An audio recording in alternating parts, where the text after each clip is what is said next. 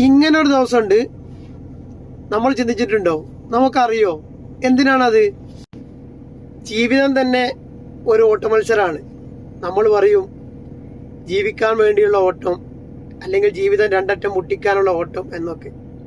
ഒരു പരിധിവരെ ജീവിതം തുടക്കം മുതൽ ഒടുക്കം വരെ ഒരു ഓട്ടമത്സരം തന്നെയാണ്.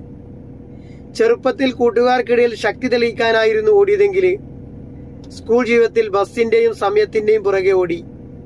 പ്രാരാബ്ദങ്ങൾ വന്നപ്പോൾ ജോലിയുടെയും സമ്പത്തിന്റെയും പുറകെ ഓടി. ഓടി ഓടി അവസാനം വിശ്രമ ജീവിതത്തിലേക്ക് എത്തുമ്പോൾ ഒരുപാട് രോഗങ്ങൾ മാത്രമാണ് നമ്മളെ കാത്തിരിക്കുക. നമ്മുടെ ശരീരത്തിന് വേണ്ടി നമ്മൾ ഓടിയിട്ടുണ്ടോ? അതാണ് ചോദ്യം. കാരണം ഇന്ന് ജൂൺ 23 ഒളിമ്പിക് ഡേ ആണ്.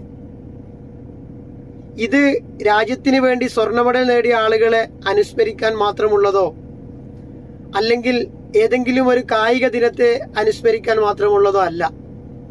നമ്മുടെ ജീവിതത്തിൽ പ്രാരാബ്ദങ്ങൾക്ക് വേണ്ടിയുള്ള ഓട്ടത്തിനിടയിൽ നമ്മുടെ ശരീരത്തിന്റെ കായിക ക്ഷമതയ്ക്ക് വേണ്ടി നമ്മൾ ഓടിയിട്ടുണ്ടോ എന്ന ഒരു പുനർചിന്തനയ്ക്ക് വേണ്ടിയാണ്.